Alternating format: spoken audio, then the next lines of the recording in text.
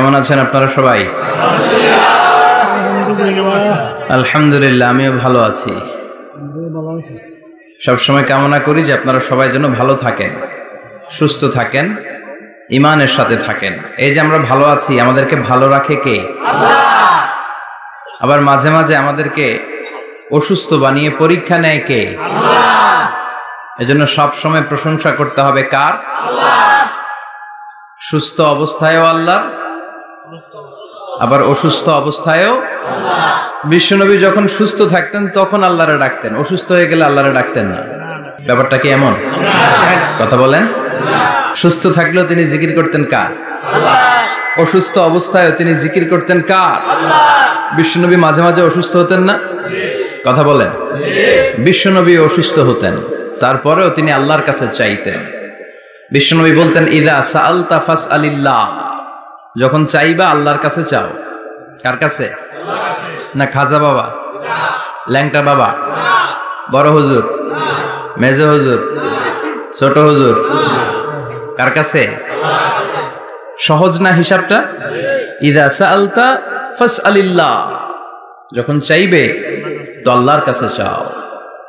ওয়া ইযা ইসতাআনতা ফাসতাইন বিল্লাহ, সাহায্যের দরকার কার কাছে সাহায্য চাবা? কেউ যেটা পারে না পারে কে? আল্লাহ। কেউ যেটা বোঝে না বুঝে কে? আল্লাহ। কেউ যেটা দেখে না দেখে কে? আল্লাহ। পৃথিবীর সবার চোখকে ফাঁকি দিলেও আপনি কি আল্লাহর চোখ ফাঁকি দিতে পারবেন? আল্লাহ ইজ ওয়াচিং ইউ, আল্লাহ সুবহানাহু ওয়া তাআলা ইজ অবজার্ভিং ইউ। আল্লাহ আপনারা দেখছেন। আপনি ঘরের ভেতরে দরজা বন্ধ করে রাত্রিবেলা সুইচ অফ, পর্দা টানিয়ে দিয়েছেন, লাইট অফ, সব বন্ধ, পাপ করেছেন, অন্যায় করেছেন, পৃথিবীর কোনো চোখ দেখে নাই, কাক পক্ষীও টের পায় নাই। টের পেয়েছে কে? ওনার চোখকে ফাঁকি দেয়া যায়? পুলিশের চোখ ফাঁকি দেয়া যায় কি যায় না? পুলিশ আসলেই জনগণের বন্ধু, ঠিক কিনা? আল্লাহ আমার পুলিশ ভাইদেরকে তুমি কবুল করো। তো এই পুলিশের চোখও কিন্তু ফাঁকি দেয়া যায়, যায় না? র্যাবের চোখ ফাঁকি দেয়া যায় না? বিডিআরের চোখ, পরীক্ষার হলে ম্যাজিস্ট্রেটের চোখ, ম্যাজিস্ট্রেট আছেন না এদিকে? আছে দু একজন। তো ম্যাজিস্ট্রেটের চোখও কিন্তু ফাঁকি দেয়া যায়। বিমানবন্দরে যাত্রীরা যখন নামে তখনই জিজ্ঞেস করে কোত্থেকে আসছেন, গোল্ড আছে কিনা, বার আছে কিনা, এটা আছে কিনা, ওইটা আছে কিনা। তো এই যে বিমানবন্দরের কাস্টমস অফিসারের চোখ ফাঁকি দিয়ে অনেকে স্বর্ণ নিয়ে আসে, এরকম ডাকাইত আছে না? নাই? তার মানে বিমানবন্দরের কাস্টমস অফিসারের চোখও ফাঁকি দেয়া যায় কি যায় না? তো পুলিশের চোখ ফাঁকি দেয়া যায়, র্যাবের চোখ ফাঁকি দেয়া যায়, বিমানবন্দরের কাস্টমস অফিসারের চোখ ফাঁকি দেয়া যায়, কিন্তু আল্লাহর চোখ ফাঁকি দেয়া যায়? চিল্লায় বলেন ফাঁকি দেয়া যাবে? এজন্য কেউ যেটা দেখে না দেখে কে? আল্লাহ। কেউ যেটা শোনে না শোনে কে? আল্লাহ। কেউ যেটা বুঝে না বুঝে কে? আল্লাহ। এজন্য চাইবেন কার কাছে? নাকি দয়াল বাবার কাছে? দয়াল বাবা রে দয়া করো আমারে।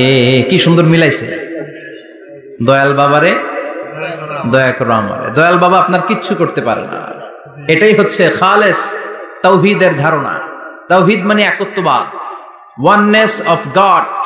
স্রষ্টা যে একজন, সবাই আমরা এক কেন্দ্রিক হব, শুধু উনার কাছে চাবো, উনার কাছে কাঁদবো, মনের জ্বালা যন্ত্রণা শুধু উনিই পূরণ করতে পারেন, ঠিক কিনা? এটার নাম তাওহীদ। এটার নাম কি? তাওহীদেরই মুর্শিদ আমার মুহাম্মাদের নাম বলো, মুহাম্মাদের নাম। আল্লাহর নাম জপলে বুঝতে পারি আল্লাহরই কালাম, বলো মুহাম্মাদের নাম। ওই নামেরই রশি ধরে যাই আল্লাহর পথে, ওই নামেরই ভেলায় চড়ে ভাসি নূরের স্রোতে, ওই নামের বাতি জেলে দেখি আরশের মুকাম, বলো মুহাম্মাদের নাম। পড়েন তাওহীদেরই মুহাম্মাদের নাম বলো, মুহাম্মাদের নাম। আল্লাহর নাম জপলে বুঝতে পারি আল্লাহরই কালাম, বলো মুহাম্মাদের নাম। চিল্লায় পড়েন আল্লাহু আকবার। এটার নাম তাওহীদ। আমরা এক আল্লাহ বিশ্বাসী। ইযা সাআলতা ফাসআলিল্লাহ, যখন কিছু চাইতে হবে কার কাছে চাইবেন? যখন বিপদে পড়বেন কার কাছে চাইবেন? আপনার মনের জ্বালা যন্ত্রণা দূর করতে পারে কে? ব্যবসায় সফল হতে চান, আপনারা সফল বানায় দিতে পারে কে? আপনার ছেলে নাই, মেয়ে নাই, ছেলে মেয়ে দিয়ে কলিজাটারে ঠান্ডা করতে পারে কে? এজন্য কার কাছে চাবো? আল্লাহ ছাড়া কারো কাছে চাওয়া যাবে? কথা বলেন। আল্লাহ তুমি বুঝার তৌফিক দাও, আর জোরে পড়েন আমিন। এজন্য প্রত্যেক সালাতের পরে আমরা পড়ি রাদিতু বিল্লাহি ওয়া বিল ইসলামি ওয়া বি মুহাম্মাদিন নাবিয়ান ওয়া রাসূলা। আল্লাহর রব হিসেবে পেয়ে আমরা খুশি না বেজার? বিশ্ব নবীকে নবী হিসেবে পেয়ে খুশি না বেজার? ইসলামকে ধর্ম হিসেবে পেয়ে খুশি না বেজার? কোরআনকে সংবিধান হিসেবে পেয়ে খুশি না বেজার? আজকের মাহফিলে আসতে পেরে খুশি না বেজার? কম না বেশি? আমরা সবাই খুশি, পরিমাণে বেশি। আওয়াজ করে পড়েন আল্লাহু আকবার। তাহলে রাদিতু বিল্লাহি রাব্বা, রাদিতু বিল্লাহি। প্রত্যেক সালাতের পরে এই দোয়াটা পড়েন তো, এই দোয়াটা পড়বেন, রাদিতু বিল্লাহি রাব্বা। আমরা আল্লাহকে রব হিসেবে পেয়ে খুশি, কারণ তিনি এমন রব, তিনি আমাদের মনের সব আকুতি, জ্বালা যন্ত্রণাকে সমাধান করে দিতে পারেন। চিল্লায় বলেন ঠিক কিনা? তিনি এমন রব, আমরা গোপনে কিছু করলেও তিনি দেখেন, প্রকাশ্যে কিছু করলেও তিনি দেখেন। সূচনাহীন অতীত থেকে তিনি আছেন, শেষহীন ভবিষ্যৎ পর্যন্ত তিনি থাকবেন। চিল্লায় বলেন তিনি কে? এজন্য রাব্বুল আলামিন বলেন হুয়াল আউয়ালু ওয়াল আখিরু ওয়াজ যাহিরু ওয়াল বাতিন ওয়া হুয়া বিকুল্লি শাইইন আলিম। আল্লাহ বললেন আমি প্রথম, আমি শেষ, আমি প্রকাশ্য, আমি গোপন। ঠিক কিনা? প্রথমে কে? আওয়াজ করে বলতে হবে, প্রথমে কে? প্রথমে আল্লাহ আল্লাহ, শেষেও আল্লাহ আল্লাহ, আকাশে আল্লাহ আল্লাহ, জমিনে আল্লাহ আল্লাহ। চিল্লায় পড়েন প্রথমে আল্লাহ আল্লাহ, শেষেও আল্লাহ আল্লাহ, আকাশে আল্লাহ আল্লাহ, জমিনে আল্লাহ আল্লাহ। নিখিল জাহান গাই গুণগান তার নামে গাই, আমরাও গাহি তাআলা হামদে বারি তাআলা, হামদে বারি তাআলা, হামদে বারি তাআলা। চিল্লায় পড়েন আল্লাহু আকবার। হুয়াল আউয়াল ওয়াল আখির ওয়াজ যাহির ওয়াল বাতিন। তিনি প্রথম, তার আগে কেউ আছে? কথা কন। তিনি কবে থেকে আছেন? অনেক সময় আমাদের মাথায় প্রশ্ন জাগে, এই যে আল্লাহ আছে, কবে থেকে আছে? কবে থেকে উনি? শুরুটা কবে? আল্লাহ বলে আমি সূচনাহীন অতীত থেকে আছি। আমি এমন অতীত থেকে আছি যেই অতীতের কোনো সূচনা নাই। সুবহানাল্লাহ কইবেন না? আবার আমি সীমাহীন ভবিষ্যৎ পর্যন্ত থাকবো। সুবহানাল্লাহ পড়েন। এমন ভবিষ্যৎ যেটা সীমা নাই, এমন অতীত যেটা শুরু হয় নাই, তিনি হচ্ছেন আল্লাহ। চিল্লায় বলেন তিনি কে? এজন্য আমরা বলি রাদিতু বিল্লাহি রাব্বা, রব হিসেবে আল্লাহ তোমারে পেয়ে আমরা খুশি। এজন্য আমাদের ইবাদতের সব জায়গায় এই রবের নামের গুণগান আছে না নাই? আমরা যখন রুকুতে যাই আমরা পড়ি সুবহানা রাব্বিয়াল, আবার যখন আমরা সিজদায় যাই আমরা পড়ি সুবহানা রাব্বিয়াল আ'লা। রুকুতে গেলে সুবহানা রাব্বিয়াল আযীম, আবার যখন সিজদায় যাই তখন আমরা পড়ি সুবহানা রাব্বিয়াল আ'লা। আবার কবরের জীবন যখন আমরা শুরু করে দিব, কবরের প্রথম প্রশ্ন হবে তোমার রবের নাম কি? আমরা বলবো আল্লাহ আমারে রব,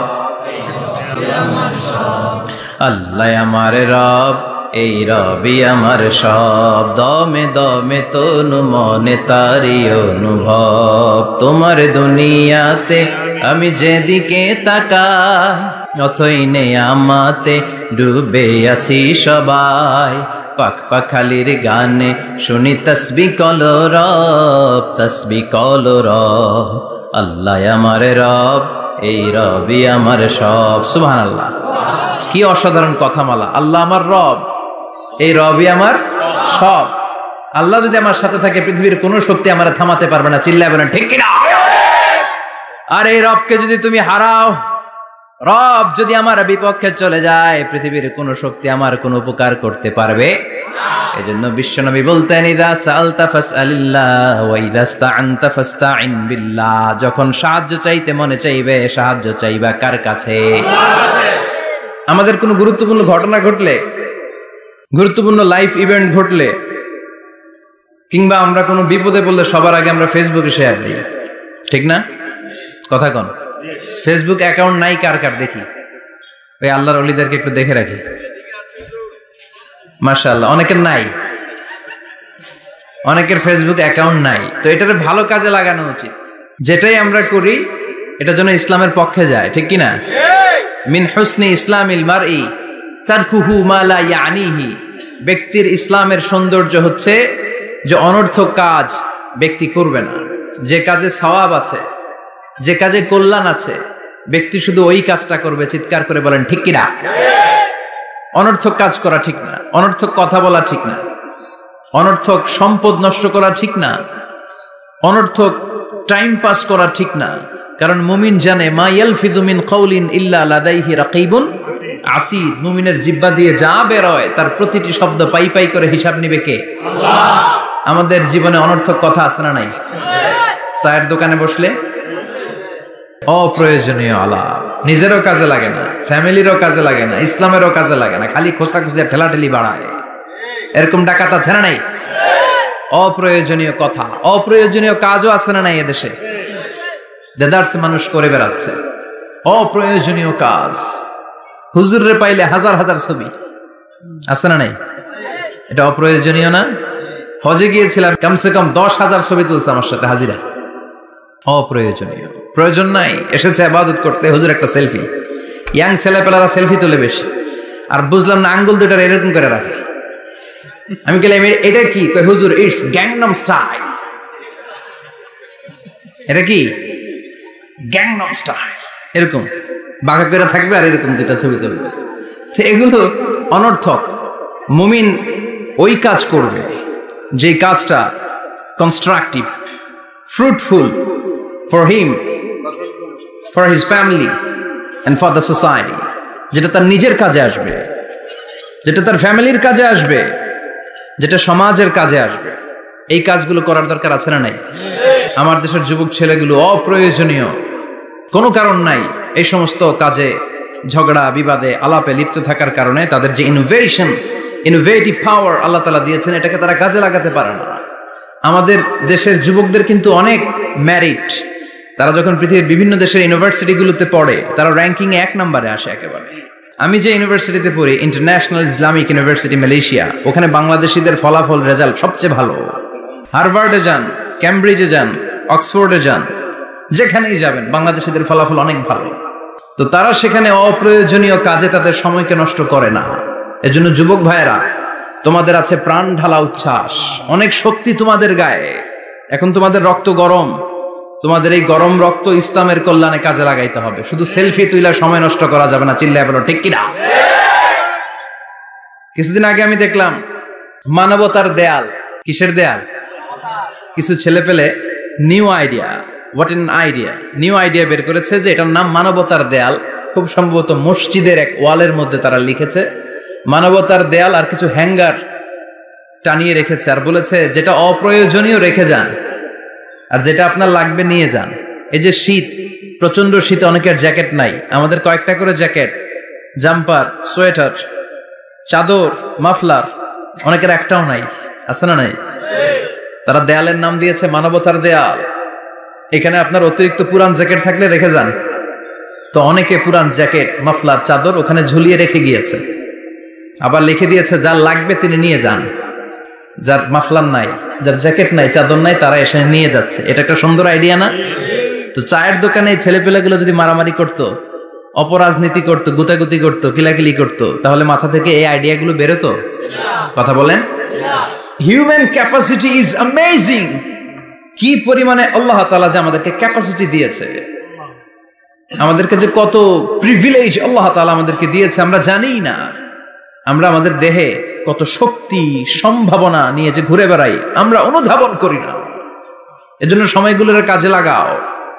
কিন্তু আফসোসের সাথে লক্ষ্য করা যাচ্ছে যুবকদের চরিত্রকে ধ্বংস করে দেওয়ার জন্য যে কয়েকটা হাতিয়ার আছে সবগুলো বাংলাদেশে আছে না নাই? ইয়াবা আছে না নাই? ফেন্সিডিল আছে না নাই? হিরোইন আছে না নাই? মারিজুয়ানা আছে না নাই? এই ফেন্সিডিল ইয়াবা আগে শুনতাম ইউনিভার্সিটির ছেলেরা খাইতো, এরপরে নাইমা আসলো কলেজে, এরপরে হাই স্কুলে, এখন প্রাইমারি ছেলেদের হাতেও ইয়াবা ঢুকছে। চিল্লা এখন ঠিক কিনা?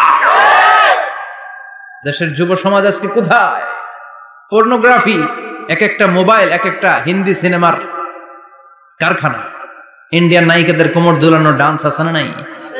স্মার্টফোন নিয়ে ছেলে স্মার্ট হয়, কিন্তু ইমান, আখলাক, চরিত্র সব শেষ। অপরাজনীতি, রাজনীতির নামে মন্দ খারাপ প্রতিহিংসামূলক ছাত্র রাজনীতি, নেতারা এই যুবক ছেলেদেরকে ইউজ করে, ওর বিরুদ্ধে ও মার, তুই ওরে মার, ওনারা থাকে অন্য জায়গায়, আছে না নাই? এভাবে আমাদের দেশের ছেলেদের চরিত্র, তাদের সম্ভাবনাকে আমরা নষ্ট করে দিচ্ছি। যুবক ভাইয়েরা, in the day of judgment, কিয়ামতের কঠিন ময়দানে আল্লাহ তাআলা 7 শ্রেণীর ব্যক্তিকে তার আরশের নিচে ছায়া দিবেন। এর মধ্যে এক শ্রেণী হচ্ছে তোমরা যারা যুবক, শাবুন নাশাআ ফি ইবাদাতিল্লাহ, ওই যুবক যারা তাদের যৌবনে, তাদের সময়টা, তাদের দিন, তাদের রাত তারা আল্লাহর ইবাদতে কাটিয়েছে। সুবহানাল্লাহ পড়েন। 7 শ্রেণীর মধ্যে 2টা শ্রেণী হলো যুবক। একটা হলো যৌবন সময়ে যারা আল্লাহর ইবাদতে রাত কাটায়, সময় কাটায়।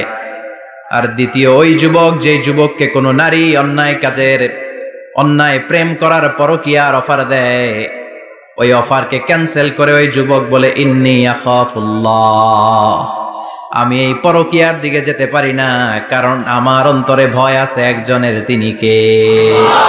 যাদের হৃদয়ে আছে আল্লাহর ভয়, তারা কভু পথ ভুলে যায় না।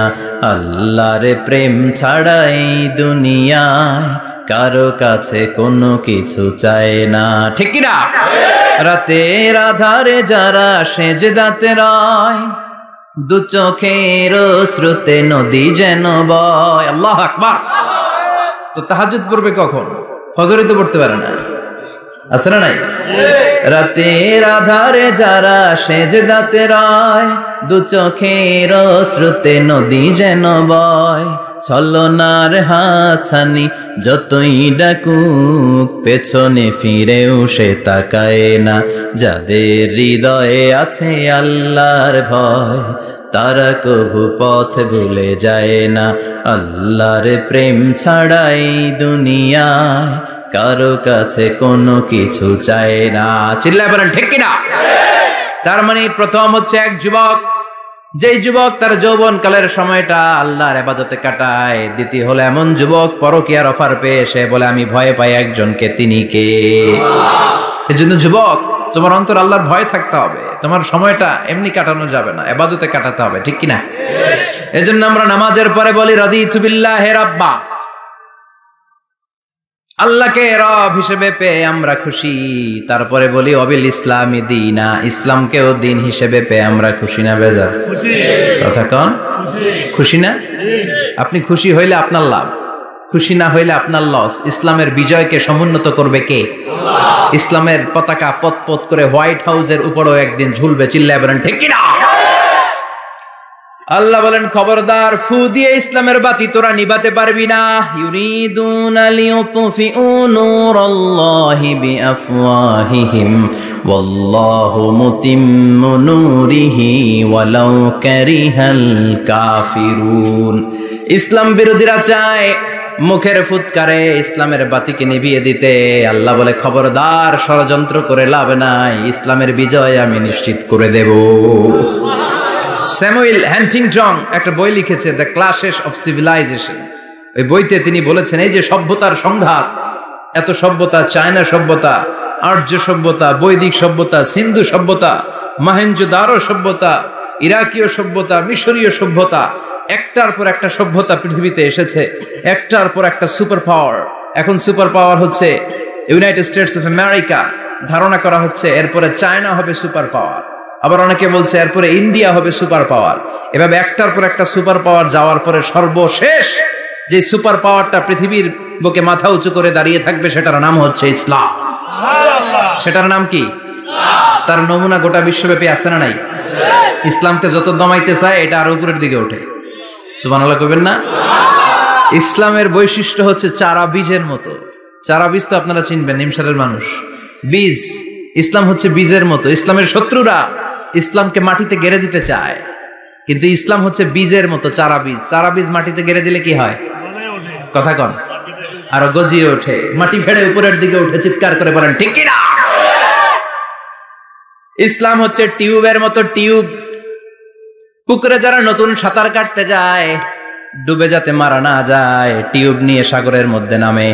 এই টিউবকে যত আপনি পানির নিচে ডুবাতে চাইবেন, টিউব আর উপরের দিকে ভেসে ভেসে উঠে। সুবহানাল্লাহ পড়ে। ইসলামরে তো ওরা চিনে নাই। ইসলাম হচ্ছে চারা বীজের মতো। ইসলাম হচ্ছে টায়ারের টিউবের মতো। এটারে যতই নিচের দিকে নামাইতে যায়, এটার বৈশিষ্ট্য হচ্ছে এটার ধাক্কা মারলে এটার উপরের দিকে ওঠে। সুবহানাল্লাহ কইবেন না? গোটা বিশ্বব্যাপী আজকে ইসলামের গণজোয়ার, হাজার হাজার লোক কালিমা পড়ে মুসলমান হচ্ছে। গত কিছুদিন আগে আফ্রিকাতে এক লোক এক গ্রামের কয়েক হাজার মানুষকে এক ময়দানে দাঁড় করিয়ে একসাথে শাহাদাতের বাণী পাঠ করিয়ে মুসলমান বানায় ফেলছে। এই আফ্রিকার বুকে এতদিন আমেরিকার কাজ ছিল, এটারে বলে Tansir, Christian missionary. Lakh lakh dollar দিয়ে আফ্রিকার দেশগুলোর মধ্যে গরিব গরিব মুসলমানগুলোরে তারা নাসারা বানাতো। এই বিষয়টা যখন মুসলিম স্কলারদের নজরে এলো, এখন গোটা বিশ্বের সব মুসলিম স্কলাররা আফ্রিকায় যে ইসলামের দাওয়াতকে প্রচার করে দিচ্ছে।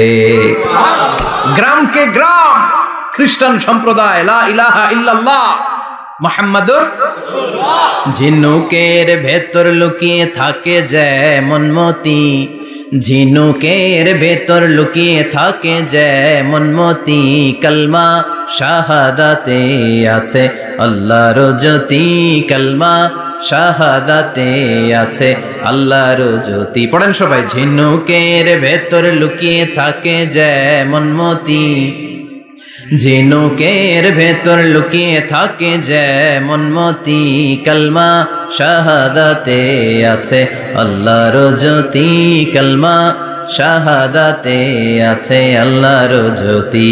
ঠিক কি না? এই জ্যোতি যদি একবার কারো হৃদয়ের মধ্যে স্থান করে নেয়, এই নুরানি আলোর ছোটা যদি কারো হৃদয়ের মধ্যে জায়গা দখল করে নেয়, পৃথিবীর কোনো মতাদর্শ তার অন্তরের মধ্যে আর থাকতে পারে না। গ্রামকে গ্রাম আফ্রিকাতে এখন কালিমা পড়ে পড়ে মানুষ মুসলমান হয়ে যাচ্ছে। সুবহানাল্লাহ পড়ে। একদিন আমেরিকার হোয়াইট হাউসের উপরেও কালিমার লা ইলাহা ইল্লাল্লাহর পতাকা পতপত করে উড়বে। চিল্লায় বলেন ঠিক কিনা? এজন্য আমরা বলি ওয়াবিল ইসলামি দীনা, ইসলামকে ধর্ম হিসেবে পেয়ে আমরা খুশি না বেজার? ইউরোপ, আমেরিকাতে মসজিদের সংখ্যা বাড়ছে, দাওয়াতি কাজের সংখ্যা বাড়ছে। এমনকি হার্ভার্ড ইউনিভার্সিটিতে, অক্সফোর্ডে, ক্যামব্রিজের ভেতরে, MIT, Massachusetts institute of technology, সায়েন্সে যারা পড়ে এদের স্বপ্ন MITর ভিতরে ইসলাম ঢুকে গেছে। এজন্য ইসলামের আলোকে কেউ নিভিয়ে দিতে পারবে না, ইসলামের গতিকে কেউ থামিয়ে দিতে পারবে না, এটা অসম্ভব। এজন্য ইসলামের বিজয় সুনিশ্চিত। আমরা যারা লেগে থাকতে পারবো, আমাদের কপালকে উজালা করে দিবে কে? আল্লাহ। আর বিরোধিতা যারা করবো তাদের সব শেষ, দুনিয়াও শেষ, আখিরাতও শেষ, আমও শেষ, সালাও শেষ। এজন্য আমরা বলি রাদিতু বিল্লাহি রাব্বা, আল্লাহ তোমার রব হিসেবে পেয়ে আমরা বড্ড খুশি। ওয়াবিল ইসলামি দীনা, ইসলামকে ধর্ম হিসেবে পেয়ে আমরা খুশি। ওয়াবি মুহাম্মাদিন রাসূলা, বিশ্ব নবীকে রাসূল হিসেবে পেয়েও আমরা খুশি না বেজার? এমন রাসূল, গোটা বিশ্বের শ্রেষ্ঠতম রাসূল, শ্রেষ্ঠতম ব্যক্তিত্ব, যার কাছ থেকে পজিটিভ কোনো জিনিস ছাড়া নেগেটিভ কোনো জিনিস প্রকাশিত হয় নাই। সব ইতিবাচক, always come back positive, not go back negative. সব সময় পজিটিভ বলতেন, পজিটিভ ভাবতেন, পজিটিভ কাজ করতেন।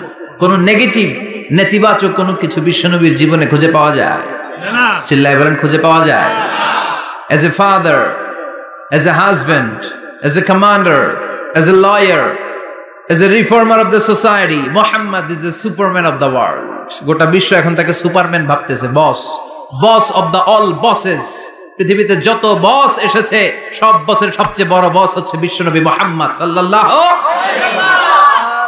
এজন্য আমরা বলি ওয়াবি মুহাম্মাদিন রাসূলা, আল্লাহকে রব হিসেবে পেয়ে আমরা যেমন খুশি, ইসলামকে ধর্ম হিসেবে পেয়ে তেমন খুশি, বিশ্বনবীকেও রাসূল হিসেবে পেয়ে খুশি না বেজার? কথা কর। এই বিশ্বনবীর ভালোবাসা যদি অন্তরে না থাকে জান্নাতে ঢোকা যাবে নাকি? আল্লাহর ভালোবাসা, বিশ্বনবীর ভালোবাসা অন্তরে থাকার দরকার আছে না নাই?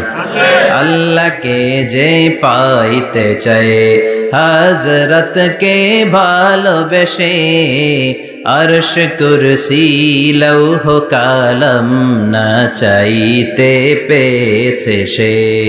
হযরত কে ভালোবেসে, আরশ কুরসি লৌহ কালাম না চাইতে পেয়েছে সে। চিল্লায় বলেন ঠিক কিনা? নবীর ভালোবাসা অন্তরে থাকতে হবে। তাহলে তিনটা জিনিসের ঘোষণা আমরা দেই নামাজের পর। আল্লাহকে রব হিসেবে পেয়ে আমরা খুশি, ইসলামকে ধর্ম হিসেবে পেয়ে খুশি, বিশ্বনবীকে রাসূল হিসেবে পেয়ে খুশি, আবার এই কিতাবটারে সংবিধান হিসেবে পেয়ে আমরা খুশি না বেজার? এটার আলোকে আমাদের সমাজ প্রতিষ্ঠিত হোক, মদিনার সমাজ হোক, সোনালী সমাজ হোক, আলোকিত সমাজ হোক, আমরা চাই কি চাই না?